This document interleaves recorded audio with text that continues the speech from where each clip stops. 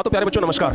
अगर आप इस वीडियो को देखने के लिए आए हैं तो इसका मतलब आपके साथ ये प्रॉब्लम जरूर है कि आप रटते हैं, याद करते हैं लेकिन भूल जाते हैं। जरूर ये प्रॉब्लम है आपके साथ, तभी आप इस वीडियो पे क्लिक किए हैं। अगर आपको प्रॉब्लम नहीं होता तो फिर ये वीडियो आपके लिए नहीं होता, या फिर आप इस वीडियो पे क्लिक नहीं करते।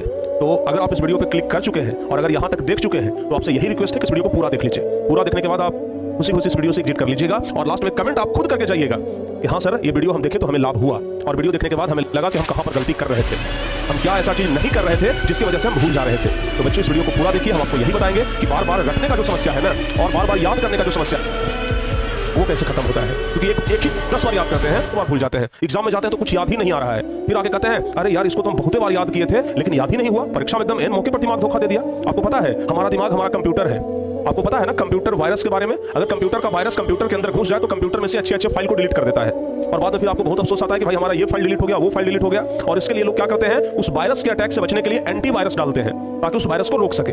वैसे ही तो हमारा दिमाग है, हमारे दिमाग को भी एंटीवायरस की जरूरत है। जिस दिन ये एंटीवायरस आपके दिमाग में घुस गया ना, जिस दिन आप अपने दिमाग में एंटीवायरस डाल दिए ना, फिर एक भी फाइल डिलीट नहीं होगा, एक भी याद किया हुआ चीज आप भूलेंगे ही नहीं। तो ये एंटीवायरस कहां से आएगा, दिमाग में कैसे अपलोड करें, दिमाग में कैसे एंटीवायरस जाएगा। तो इस वीडियो में हम यही चीज आपको बताने वाले हैं कि आप क्या ऐसा काम करें कि याद किया हुआ चीज आप दोबारा न भूलें, या फिर जो चीज एक बार याद कर लिए उसको हमें दोबारा याद न करना पड़े, वो हमें हमेशा के लिए याद हो जाए।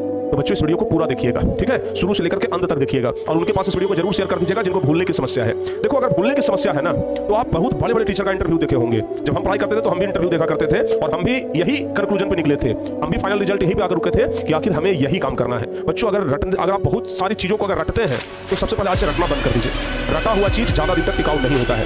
रटना मतलब चाइनीज सामान, जिसको कहते हैं ना कि आज नया कल काम से गया, तो रटना चाइनीज है, समझ गए ना। आज रटिएगा कल भुला जाइएगा, फिर कल रटिएगा परसों भुला जाइएगा। तो एक ही चीज को कितना बार रटते रहिएगा, और अगर एक ही चीज को इतना बार रटिएगा तो बाकी चीजें याद कैसे होगा। तो रटने की समस्या को खत्म करिए और लिखने का आदत डालिए, समझ गए, लिखने का आदत डालिए।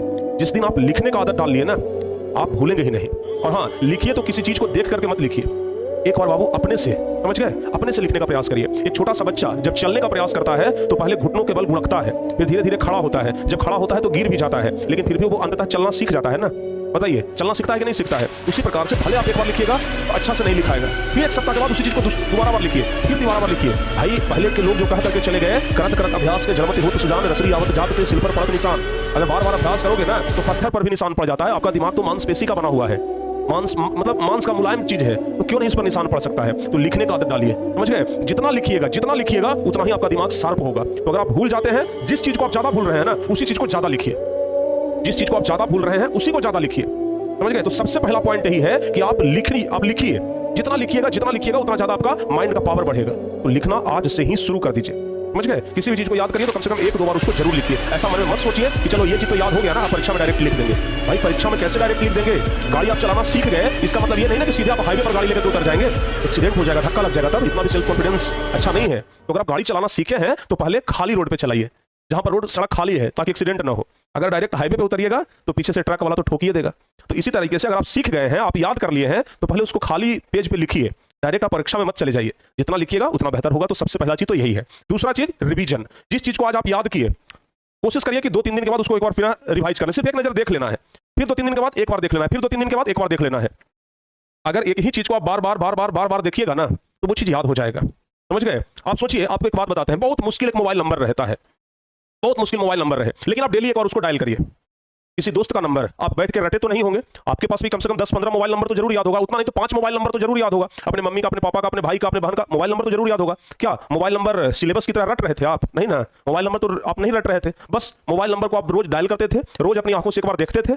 जब भी फोन लगाते थे तो मोबाइल नंबर पर एक बार बस नजर जाता था, लास्ट में 90 है, शुरू में 95 है, बीच में 43 है, इस प्रकार से करके बस डेली एक बार उस पर नजर जाता था। और एक दिन ऐसा हुआ कि वो मोबाइल नंबर आपको कंठस्थ याद हो गया। वैसे ही जिस चीज पर सिर्फ आपका डेली एक बार नजर भी चल जाएगा ना, वो चीज धीरे धीरे आपको याद हो जाएगा। तो बच्चों रिवीजन करिए, ठीक है। और रिवीजन ऐसा नहीं कि एक ही चीज को रोज पढ़ रहे हैं, नहीं, बस नजर के सामने से गुजारते रहिए ना, डेली एक नजर बस देख लीजिएगा ना, वो चीज आपको याद हो जाएगा, फिर आप उसे दोबारा कभी भूलेंगे नहीं, समझ में आया। तो बस एक बार उसको देखते जाइए और लिखते जाइए, रिवीजन करिए और हर एक महीना 2 महीना पर उसको लिखते जाइए। और हाँ, जब भी समय मिले तो टेस्ट जरूर दीजिए। टेस्ट देने से आपका सेल्फ कॉन्फिडेंस बढ़ेगा और कितना याद है कितना भूल गए ये पता भी चलेगा। तो आप ना टेस्ट जरूर दीजिए। जब आप टेस्ट देंगे तब आपके लिए अच्छा रहेगा। तो उम्मीद करते हैं कि अगर आप इन सब चीजों को फॉलो करते हैं तो बहुत अच्छा रिजल्ट आएगा। तो आज के इस वीडियो का कंक्लूजन क्या निकला? कंक्लूजन यही है कि अगर आप रट्टा मारते हैं तो रट्टा मारना छोड़ दीजिए। याद करते करते आप याद थक गए हैं, याद किया हुआ चीज भूल जा रहे हैं, तो लिखना शुरू करिए और एक नजर डेली देखना शुरू करिए, रिवीजन करना शुरू करिए। 100% एंटीबायोटिक की तरह फायदा करेगा। ठीक है ना। तो उम्मीद करते हैं कि इस वीडियो से आपको फायदा मिला होगा, और अगर आप इस बात से संतुष्ट हैं तो वीडियो में जाइए और जल्दी से कमेंट करिए कि हाँ सर हमें फायदा तो जरूर मिला। उम्मीद करते हैं कि बहुत ज्यादा फायदा मिलेगा आपको इस ट्रिक के माध्यम से। तो बच्चों मिलते हैं इसी और अगली वीडियो में। उम्मीद करते हैं कि आप इस वीडियो को शेयर जरूर करिएगा और लाइक भी जरूर करिएगा। इसी और वीडियो में आपके साथ हमारी मुलाकात होगी, तब तक के लिए जय हिंद, धन्यवाद।